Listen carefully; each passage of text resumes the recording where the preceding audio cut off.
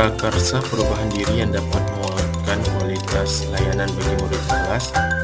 itu mengembangkan pembelajaran yang dapat meningkatkan pendengar kritis siswa kelas 2